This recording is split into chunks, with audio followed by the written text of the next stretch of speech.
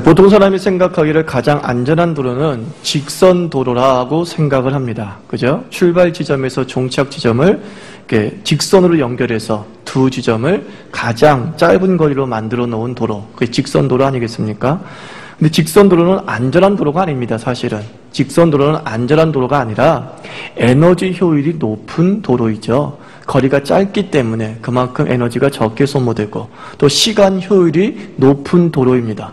그래서 에너지 효율이 높은 도로이고 시간 효율이 높은 도로라고 해서 안전한 도로는 아닙니다. 그 전문가들은 가장 안전한 도로는 곡선이 있는 도로다라고 말합니다. 곡선. 그러니까 운전을 해본 사람은 알겠지만 지나치게 직선으로만 설계된 도로는 운전자들이 이게 방심을 초래하게 된다라고 하지 않습니까? 그래서 운전자들이 이 직선 코스에서 가장 사고를 많이 낸다고 하잖아요. 그래서 가장 과학적인 도로는 3분과 5분 간격으로 한 번씩 완만한 곡선이 있는 도로. 이게 가장 안전한 도로이고 또 운전하기 가장 편한 도로다라고 얘기를 합니다. 그리고 대관령 우리가 고개에서 대관령 고갯길에서 무슨 뭐 추락 사고가 발생했다라고 하는 그런 뉴스는 거의 접해본 적이 없습니다. 추락 사고가 있긴 있죠. 근데 빈번하게 발생하지 않습니다. 반면에 고속도로에서는 어떻습니까? 직선 고속도로에서는 충돌 사고가 있다, 뭐 추돌 사고가 있다, 그런 얘기를 빈번히 듣게 됩니다. 아주 자주 듣게 됩니다. 그러니까 대관령 고개가 사실은 직선의 고속도로보다 더 안전한 도로라는 거죠. 왜요? 사람으로 하여금 긴장하게 만들고 조심하게 만들기 때문에 도리어 우리가 목적지까지 우리의 생명을 지키면서 안전하게 도달할 수 있습니다. 그러니까 인생도 마찬가지라는 겁니다. 너무 평탄하기보다는요, 가끔씩 정신을 차릴 수 있을 정도의 굴곡, 그 굴곡이 우리의 삶을 보호하기 위한 하나님의 안전장치다라고 생각하시면 됩니다. 아픔을 통해서 우리가 긴장하게 됩니다. 또 실패를 통해서 돌아보게 됩니다. 그리고 역경을 통해서 우리가 신기일전을 배우게 됩니다. 우리가 다윗 왕의 스토리를 살펴보면서 새삼 재차 느끼는 점이 뭡니까? 다윗의 삶은 참 굴곡 많은 삶이었다라는 겁니다. 많은 사람들이 다윗과 같이 되기를 원합니다라고 기도합니다. 그 속에는 이런 의미가 담겨져 있는 거예요. 다윗의 굴곡을 내가 떠안겠습니다라는 그런 뜻을 가지고 있죠. 근데 우리는 다윗의 어떤 부분만 보고 있어요? 왕이 된 다음에. 그리고 하나님께서 다윗을 사랑한다. 그래서 그의 길을 열어주었다. 여기에만 집중하고 있지, 다윗이 하나님께 기름 부음 받은 뒤에 하나님을 따라가는 그 삶이 얼마나 굴곡지고 그리고 역경이 많았는가에 대해서는 간과하고 있습니다. 하나님께서는 다윗을 사랑하셨습니다. 다윗을 사랑하셨기 때문에 그에게 직선을 주신 것이 아니라 곡선을 주셨습니다. 중요한 건 뭔지 아십니까? 그 굴곡이 다윗을 좌절시키지 못했다. 이게 핵심이에요. 다윗이 굴곡이 없었다가 아니라 굴곡은 있었다. 그러나 그 굴곡이 그를 죽이지 못했다라는 겁니다. 도리어 굴곡으로 말미암아서 신앙의 경각심을 갖게 되고 약자를 돌아보는 그러한 여유와 배려를 배우게 됩니다. 자, 한번 24장 16절을 보면 대저 의인은 7번 넘어질지라도 다시 일어나려니와 악인은 재앙으로 인하여 엎드러진다라고 말합니다. 자, 의인이 몇 번이나 넘어진대요? 7번 넘어진대요. 의인이 넘어지지 않는다라고 말하지 않습니다. 의인은 넘어지는데 7번이나 넘어진대요. 무슨 뜻인지 아십니까? 아주 자주 넘어지더라는 겁니다. 아주 자주 아픔을 겪더라는 겁니다. 근데 중요한 건 뭔지 아십니까? 방점이 어디에 있어요? 아주 엎드러지지 아니함은 다시 일어나니 여기에 방점이 있는 거예요. 7번 넘어지는데 8번째 다시 일어나더라. 이게 의인의 삶입니다. 하나님께서 붙들어 주시는 인생은 어떤 인생이라고요? 오뚜기 인생입니다. 넘어뜨려봐 벌떡, 넘어뜨려봐 벌떡 벌떡 다시 일어나면서 하나님께서 나를 붙들어 주심을 느끼며 살게 됩니다.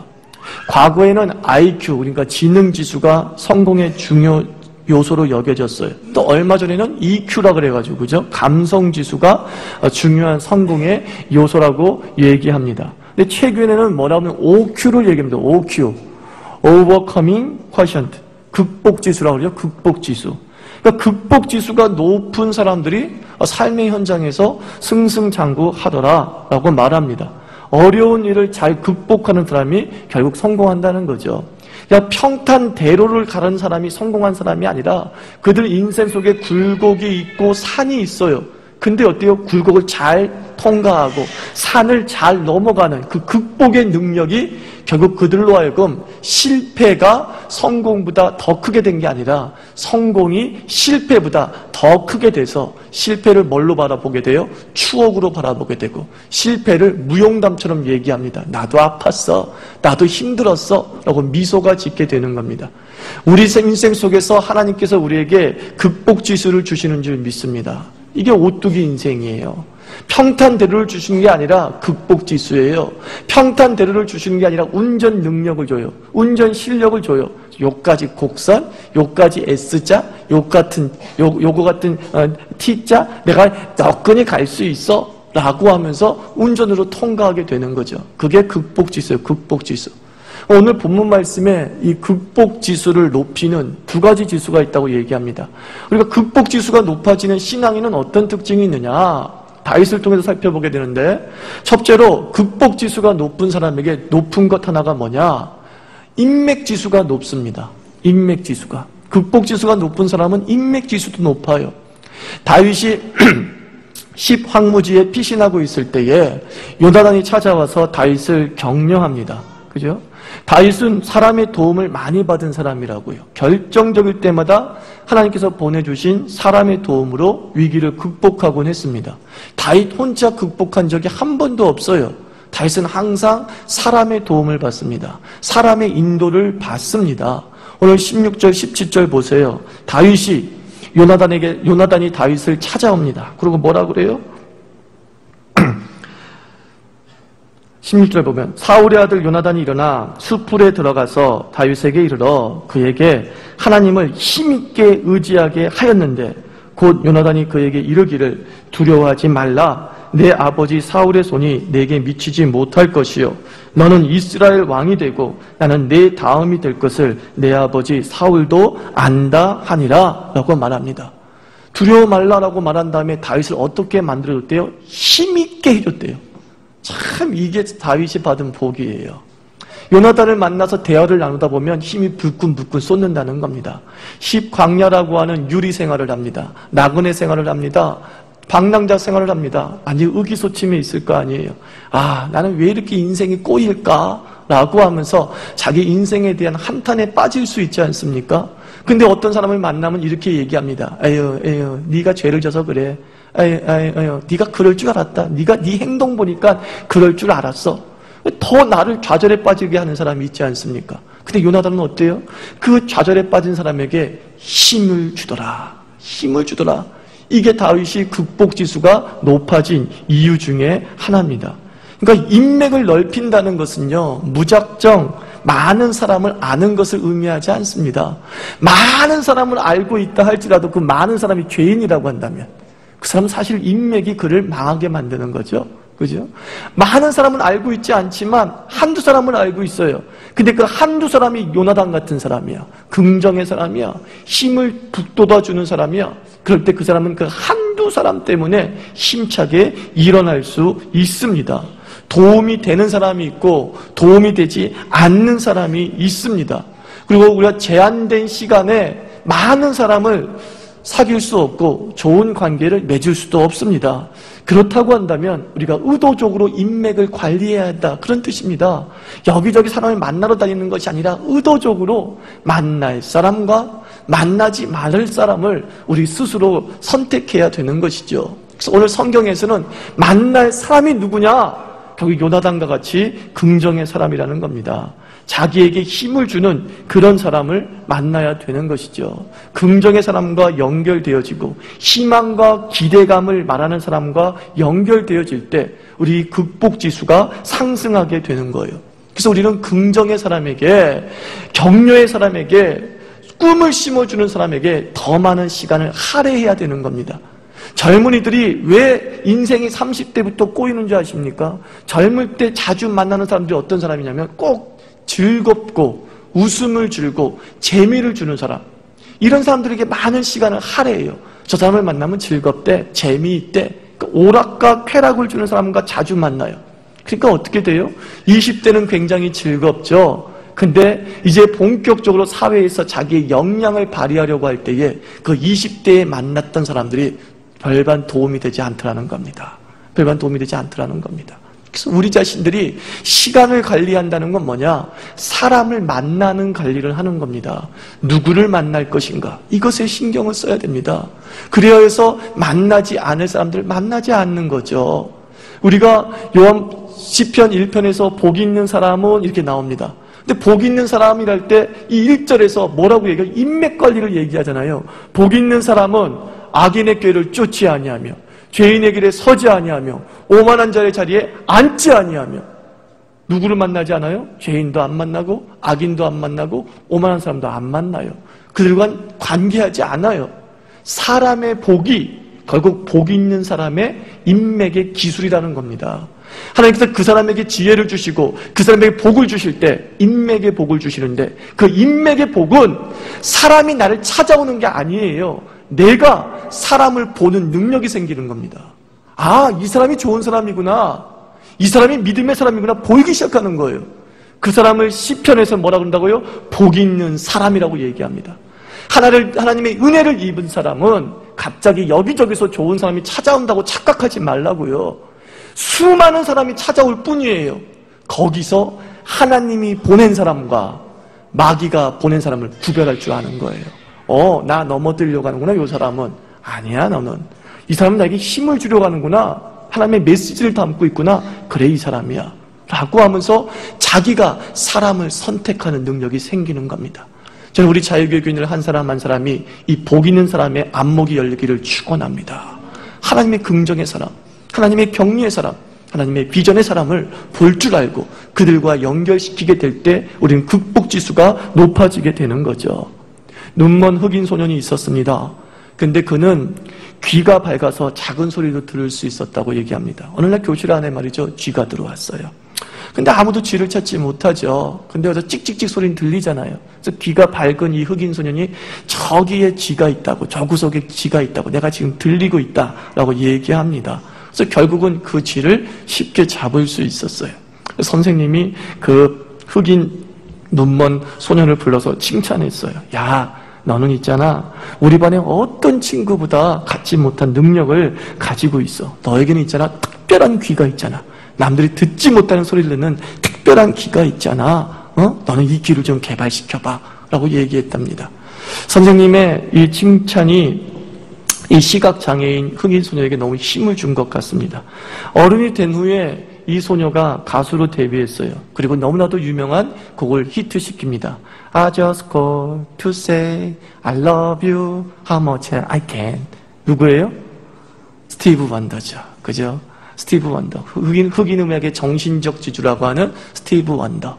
누구 때문에 그래요? 한 선생님이 그에게 희망을 심어줬어요.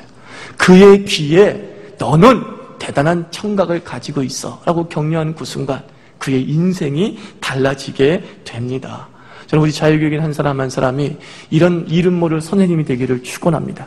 각자에게 극복지수를 높여주는 그러한 인맥이 되어준다면 우리는 그 사람과 함께 벌떡 일어설 수 있을 줄 믿습니다. 어려워지면 두 가지 현상이 나타난다고 하지 않습니까? 첫째로 움츠려든다고 하죠. 동굴 속으로 들어가려고 합니다. 고립되면서 자기만의 생각에 빠지고 얼굴과 생각이 점점 어두워진다고 합니다. 여기까진 좋아요. 근데 어려워지면 두 번째 어떤 일이 벌어지냐? 화풀이 대상을 찾습니다. 그냥 자기 혼자 동굴에 들어가면 좋은데 어렵고 힘들면 자꾸 화풀이 대상을 찾아요.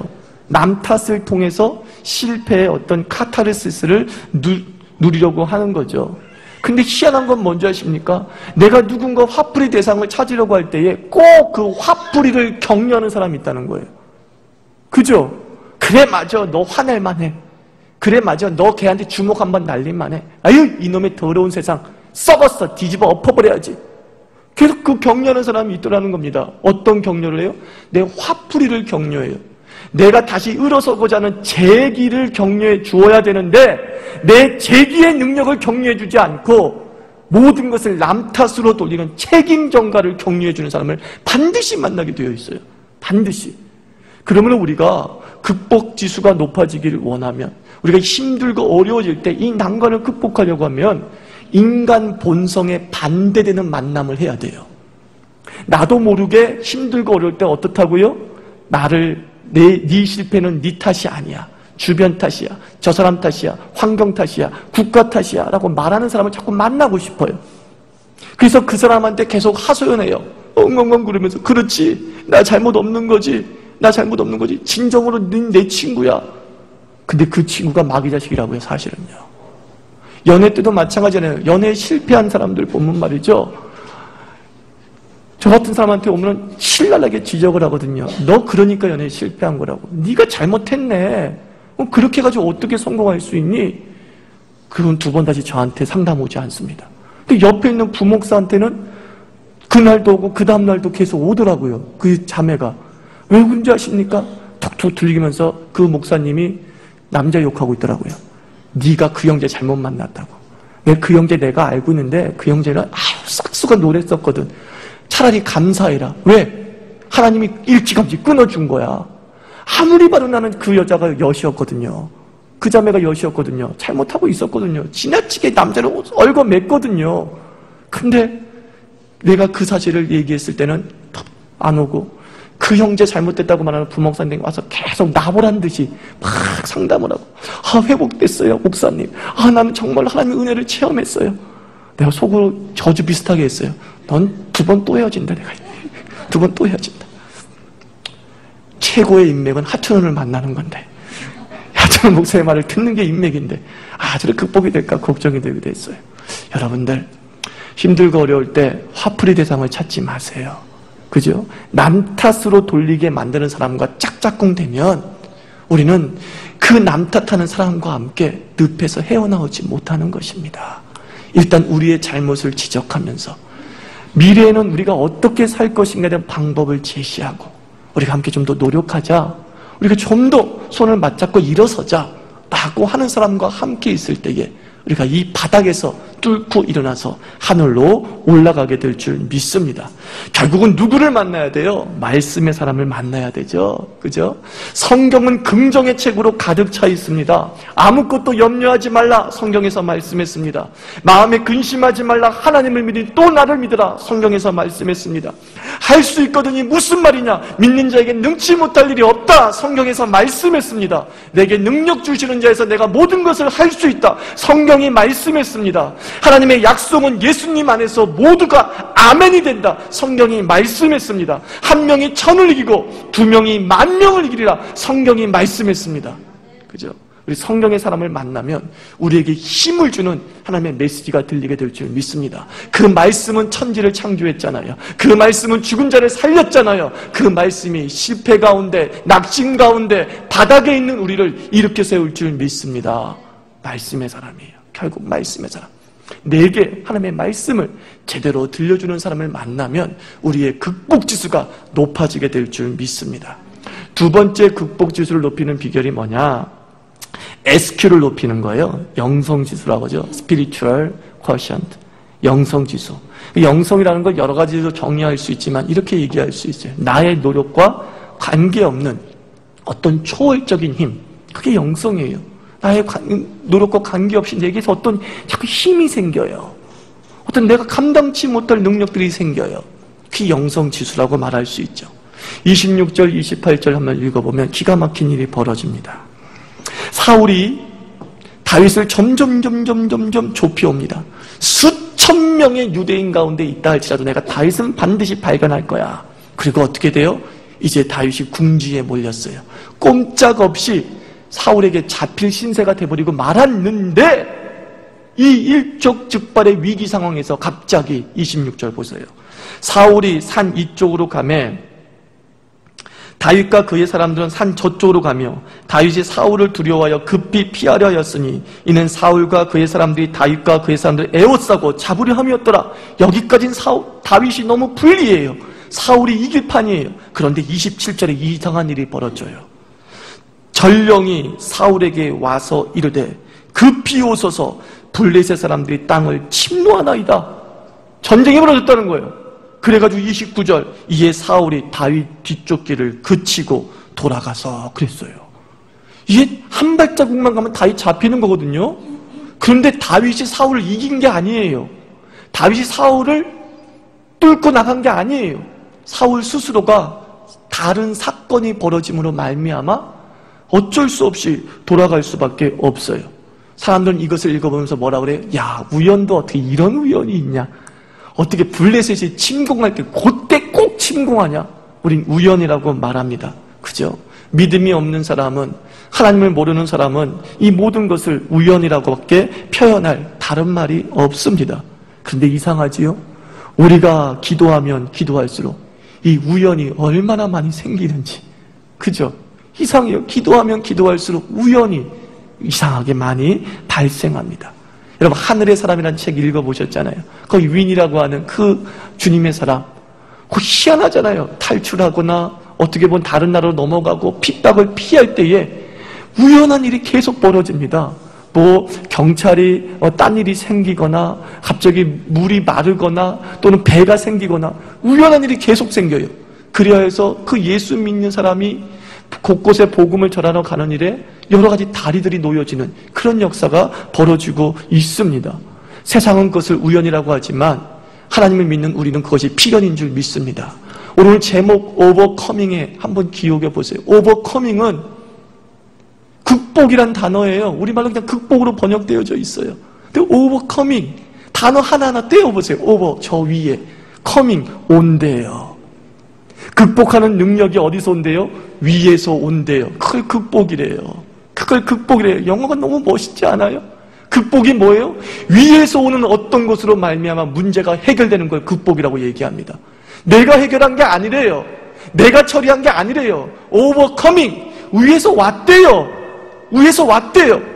그로 말미암아 나도 모르는 일들이 벌어졌대요. 그래서 내가 그 고난을 통과했대요. 내가 그 강을 넘어갔대요. 내가 그 산을 정복했대요. 그것을 극복이라고 얘기를 합니다. 우리는 위로부터 오는 능력이 있는 줄 믿습니다. 그래서 예수님께서 제자들에게 뭐라고 말씀합니까? 위로부터 오는 능력이 임할 때까지 너희는 이곳에 유하라 그랬어요. 그래서 위로부터 오는 능력이 그들에게 임하자 성령 충만하여 3,000명을 회개시키고 5,000명을 회개시키고 허다한 무리가 죽게 돌아오는 역사가 벌어졌어요.